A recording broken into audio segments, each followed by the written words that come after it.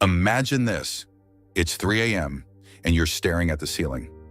Your mind spins through 1,000 versions of yourself, one for your family, one for your friends, another for the person you're trying to love. But then there's the version you keep locked away, buried beneath the expectations, judgments, and noise of the world. It's the version that feels truest but also the most terrifying, because to embrace it would mean risking everything you've built around the illusion of who you're supposed to be. Maybe it happened years ago, when you were still young enough to believe the world would accept you as you were. Maybe you expressed yourself boldly, an interest, an idea, an emotion so genuine it felt like standing naked in the middle of a crowded room. And maybe, just maybe, someone laughed, someone sneered, someone told you that you were wrong, foolish, or broken for being that way. Since then, you've built walls of personas, scripts, and social armor. You've learned to blend in, to smile when you don't feel like smiling, to chase after dreams that were never yours to begin with. And somehow you've convinced yourself that you're doing just fine, that you're happy enough. But deep down, there's a tension, a gnawing sensation that something essential has been lost. What if all this pretending has turned into a prison of your own making? What if the very act of hiding your true self has poisoned your mind, leaving you trapped in a life that feels hollow and devoid of real meaning? You see, most people don't question the masks they wear. They believe them to be their true identity. And yet, buried beneath the surface is the haunting suspicion that they are living someone else's life, following a script handed to them by society, family, or fear itself. The question that creeps in during quiet moments is this: who would you be if you weren't afraid of rejection, ridicule, or failure? But the deeper question, the one that makes your chest tighten and your breath quicken, is this: are you even capable of finding that person anymore? After years of conformity, compromise, and carefully curated facades, has the real you been lost for good? You can feel the weight of this question in your chest, like a stone pressing down on your very soul. It's not just a philosophical inquiry, it's a matter of survival. Because what happens to a person who spends their entire life being someone they're not? What kind of emptiness awaits them when they reach the end of their days and realize they never truly lived at all? And yet, the alternative is equally terrifying, because to live authentically means facing the very things you've been running from. It means dismantling the false self you've spent years building, piece by piece, until there's nothing left but the raw, unfiltered essence of who you are.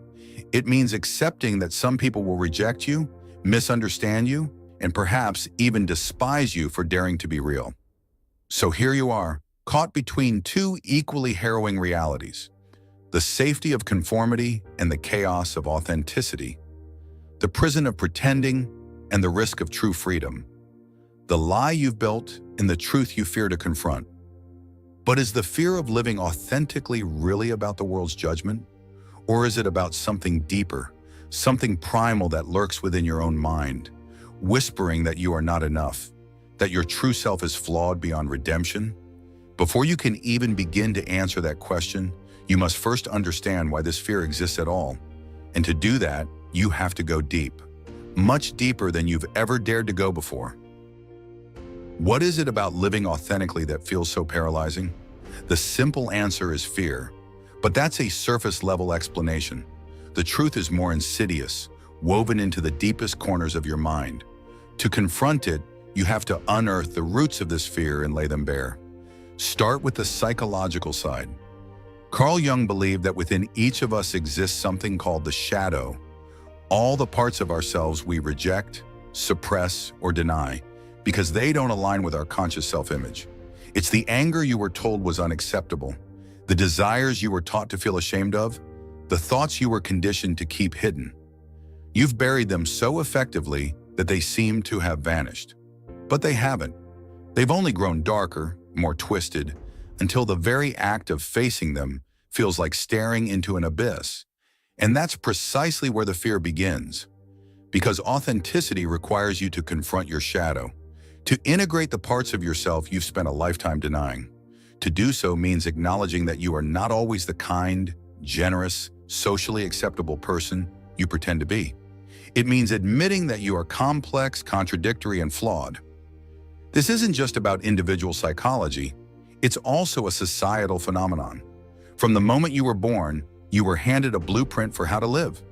Go to school, get a job, follow the rules, keep your head down and fit in. Modern society has mastered the art of conformity, shaping individuals to serve the collective, not to realize their own truth. As Friedrich Nietzsche once wrote, the individual has always had to struggle to keep from being overwhelmed by the tribe. And make no mistake, the tribe is powerful.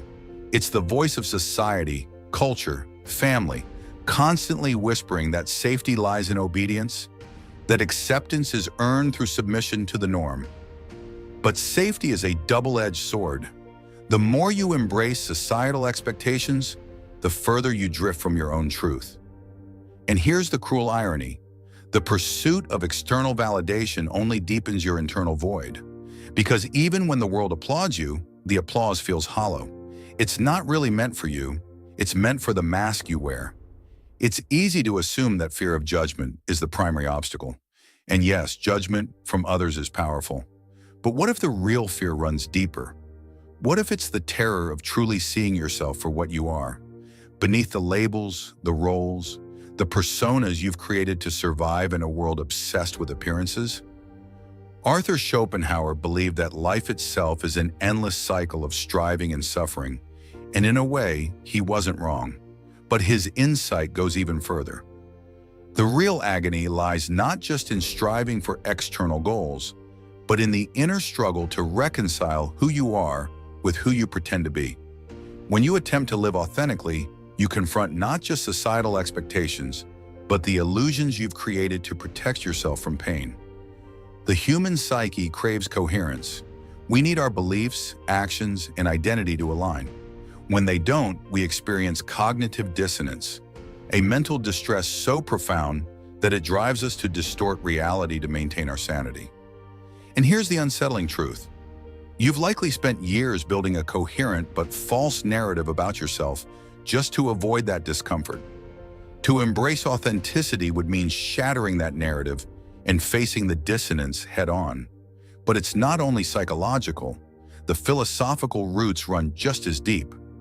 Jean-Paul Sartre spoke of bad faith, the act of lying to oneself to avoid the discomfort of true freedom. Because freedom, real freedom, is terrifying. It means you have to take full responsibility for your existence, your choices, and your identity. It means acknowledging that you are not a passive recipient of life's circumstances, but an active creator of your own reality. And perhaps that's the most horrifying revelation of all. Because if you accept that you have the power to shape your own life, then you can no longer blame society, your upbringing, or even your own past for the person you've become. The responsibility rests solely on your shoulders, so you remain trapped in a psychological paradox. On one hand, you long to be free, to live a life that feels real and meaningful. On the other, you cling to the comforting illusion that you are powerless, that your true self is too flawed, too unacceptable to be shown to the world. The fear of living authentically is not just a fear of rejection. It is a fear of transformation, a fear of dismantling the false structures you've built and stepping into the unknown. And above all, it's the fear of meeting your own gaze without flinching. But there's something even more disturbing to consider. What if your inability to live authentically is not just harming you, but the world around you? What if your failure to embrace your true self is contributing to a society that values conformity over creativity, obedience over individuality, and mediocrity over greatness? And so the real question remains, are you willing to face the truth of who you are, no matter how uncomfortable, chaotic, or frightening it may be? But before you can answer that, you need to understand the real cost of your avoidance. Because while you're hiding, something precious is slipping away.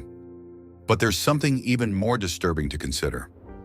What if your decision to avoid authenticity is not just a personal failing, but a societal sickness?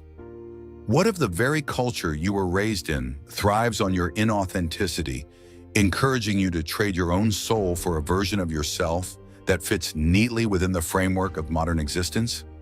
Look around. We are living in an era of mass identity crises.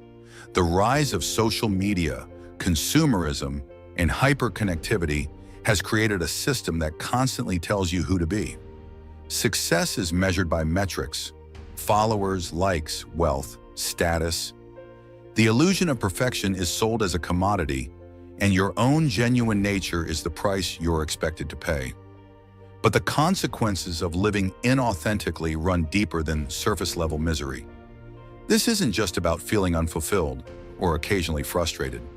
This is about the slow, corrosive decay of your own mind and spirit. Imagine living each day suppressing parts of yourself, forcing your thoughts and desires into boxes that were never meant to contain them. The strain of constantly pretending eats away at your mental health. Anxiety, depression, addiction. These aren't just personal flaws, they're symptoms of a much larger problem. Gabor Mate, the renowned expert on addiction and trauma, argues that the root of many psychological disorders is a fundamental disconnection from the self. The pain you try to numb with substances, distractions, or compulsive behaviors often comes from denying your own truth. When you try to meet external expectations instead of living in alignment with your genuine self, the mind rebels. It turns inward, punishing you for the lie you continue to live. Think of how often you make decisions based not on what you truly want, but on what you believe will bring you acceptance, validation, or a fleeting sense of security. You choose a career that looks respectable rather than meaningful. You cultivate friendships that feel safe rather than real. You adopt beliefs and opinions because they are fashionable rather than authentic. But the cost of these compromises is staggering, because every time you betray your own truth, you reinforce the belief that you are not good enough as you are. You tell yourself that your desires are wrong, that your dreams are foolish, that your true nature is somehow unworthy of existence. And perhaps the most tragic part is this: the more you hide from your own authenticity, the more you lose touch with what makes you feel alive. Passion, creativity, genuine connection. These things become casualties of your war against yourself. You start to feel like a spectator in your own life, going through the motions while your soul remains trapped behind layers of societal conditioning. But here's the real kicker. The longer you continue living this way, the harder it becomes to even recognize your own truth. What was once a vibrant inner world slowly turns to static, a dim whisper drowned out by the noise of everything you think you're supposed to be. Arthur Schopenhauer spoke of life as an endless striving, a constant reaching for fulfillment that is never truly achieved. But what if the reason so many people feel trapped in a perpetual state of dissatisfaction is because they are striving toward goals that aren't truly their own? What if the pursuit itself is not the problem, but rather the object of that pursuit, an identity crafted to meet someone else's expectations? The unseen consequences of living inauthentically are not just personal, they're societal. A world filled with people too afraid to be themselves is a world where conformity becomes the norm and creativity becomes the exception. It's a world where courage is punished and mediocrity is rewarded. You see it everywhere. People chasing careers they hate for the sake of financial security. Artists abandoning their craft because it doesn't fit the approved mold of productivity. Relationships built on superficial compatibility rather than genuine connection. But worst of all, you see it in yourself. Every time you choose comfort over truth, convenience over courage, you deepen the wound that is your own existence. You build walls so high around your real self that even you can't see who you truly are. And yet, despite all this pain, you continue the charade, because the alternative, tearing down the facade and confronting your own shadow, is a terrifying prospect. To be authentic is to be vulnerable. To be vulnerable is to risk rejection, ridicule, and even failure. But there's something you need to realize. The consequences of not being yourself are far worse than the pain of confronting your truth. Because at least pain is real. At least pain is a signal that something within you is still fighting for the life you were meant to live. But how do you break free from something so deeply ingrained within you? How do you dismantle the structures of inauthenticity when they have been built so carefully over years, even decades? This is where most people give up. They acknowledge the problem but find themselves paralyzed by the sheer weight of it. The unknown feels like an abyss, and the comfort of familiarity, however toxic, feels like safety. But there is a way out, and it begins with a rebellion. A rebellion against everything you've been told about who you should be.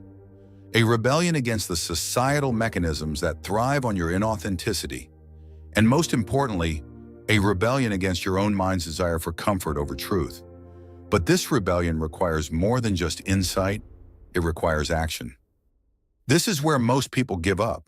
They acknowledge the problem but find themselves paralyzed by the sheer weight of it. The years of self-betrayal feel too thick to cut through, the chains of conformity too heavy to break. But here's the truth you've been avoiding. Nothing will change until you make the terrifying decision to confront yourself. Not the version of you that you present to the world, but the you that exists when the noise of expectations falls away. So how do you begin this rebellion against your own falsehood? It starts with a question so deceptively simple, it almost feels absurd. What do I actually want?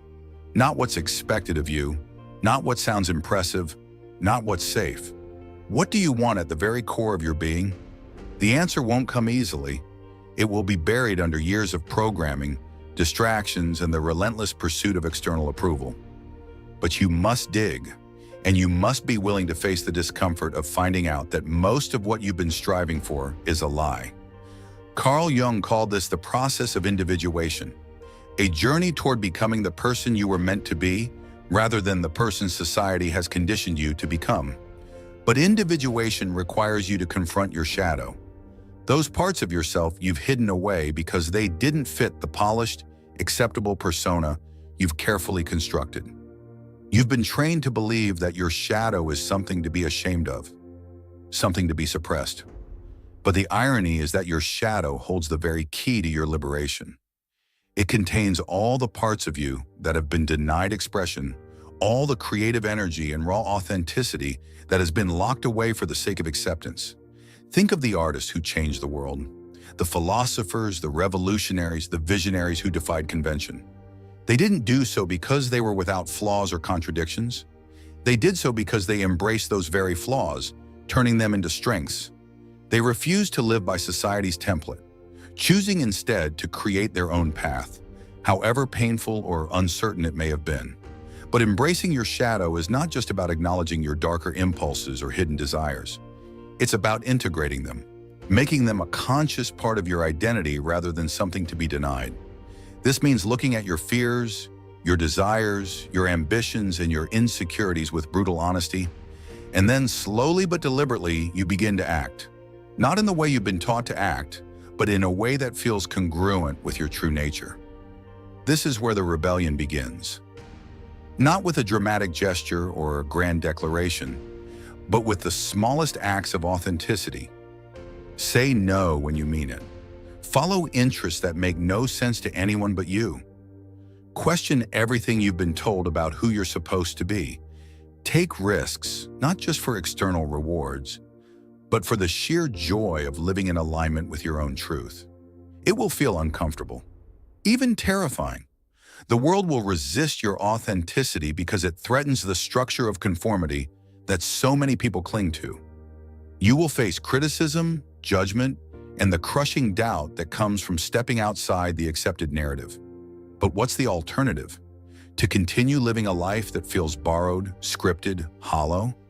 To keep wearing a mask even as it grows heavier and more suffocating with each passing day? The rebellion against your false self is not something that happens all at once. It's a daily act of courage, a conscious decision to reject the lies you've been taught to believe. And it requires you to confront one of the most difficult truths of all. You are the architect of your own cage. No one else has the power to keep you trapped unless you allow them to. No societal expectation, no parental approval, no cultural narrative is strong enough to hold you prisoner if you choose to break free. But choosing authenticity is not a one-time event. It's a process, a series of small but significant decisions that gradually lead you toward a life that feels real. Think about that for a moment. A life that feels real. How long has it been since you felt that? Since you acted without hesitation, spoke without filtering your words through a web of social expectations, pursued something simply because it felt true to you. Imagine reclaiming that power. Imagine shedding everything false and emerging as someone so aligned with their own truth that the opinions of others feel like nothing more than background noise. You will lose people along the way. That is inevitable. Some will be unable to accept the real you, clinging instead to the version of you they once knew.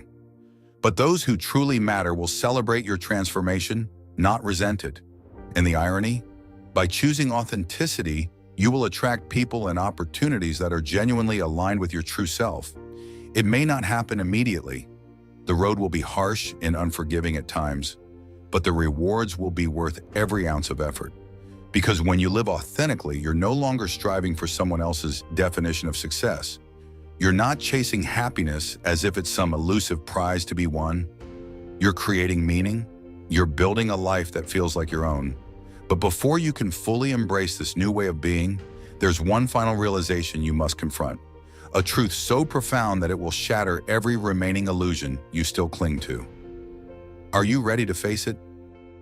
Here's the truth you've been circling around. The revelation you've been avoiding because it changes everything.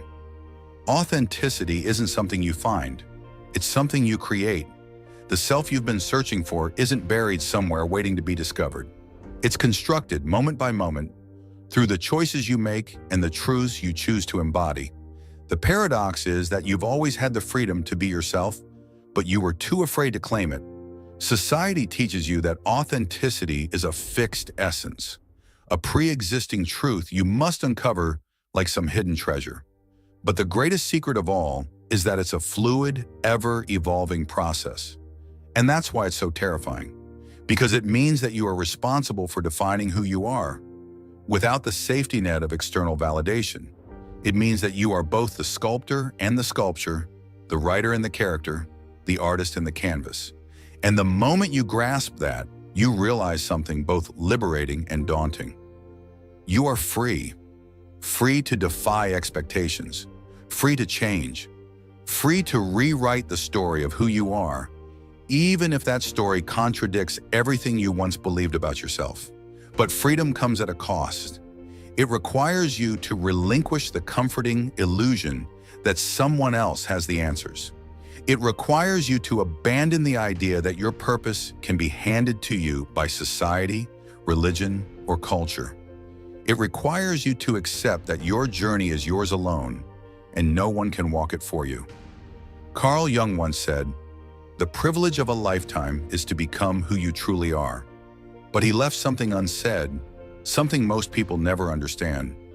The privilege of a lifetime is not simply discovering who you are, but having the courage to choose who you become. Think of the great philosophers and thinkers who dared to embrace their own authenticity. Nietzsche, who rejected societal norms to create his own system of values. Sartre, who insisted that existence precedes essence, that you are defined by your actions, not by some preordained nature. Dostoevsky, who delved into the darkest corners of the human psyche to find truth amid the chaos. They all understood one thing: authenticity is an act of rebellion against everything that tells you to conform. It is a declaration of independence from the opinions of others, and it is the only path that leads to a life that feels real. But here's the final, most powerful realization of all. Authenticity is not about rejecting the world. It's about embracing yourself within it. It's not about withdrawing from society or burning down every bridge you've built. It's about building a bridge between who you are and the world around you. It's about making peace with your shadow, integrating your desires, flaws, and dreams into a cohesive whole. And when you do that, something miraculous happens. You stop feeling like an outsider in your own life. You stop living with the constant ache of betrayal that comes from pretending to be someone you're not. You stop measuring your worth by external standards and start creating your own. But perhaps most importantly, you begin to attract the right people and opportunities. Not because you're trying to fit in, but because you're standing so firmly in your truth that the world has no choice but to respond. Imagine looking in the mirror and feeling at peace with what you see. Not because you're perfect, but because you're real. Imagine walking through life with a sense of purpose that doesn't need to be explained or justified to anyone else. Imagine creating something so uniquely yours that it feels like an extension of your own soul. This is not some distant, unattainable ideal. It's something you can choose right now, in this very moment. But it requires a decision, one most people will never make. Because the truth is, living authentically is not about having the courage to be yourself.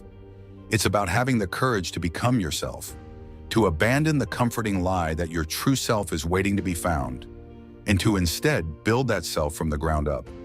It's about giving yourself permission to be incomplete, messy, contradictory, and ever-evolving. It's about seeing your shadow not as something to be feared, but as a source of power and insight. And most importantly, it's about embracing the terrifying freedom that comes with knowing you are the creator of your own life. Will you choose to keep living inauthentically, hiding behind masks and false identities? Or will you take the risk of becoming who you were always meant to be, not by finding yourself, but by creating yourself? The choice has always been yours, and it always will be.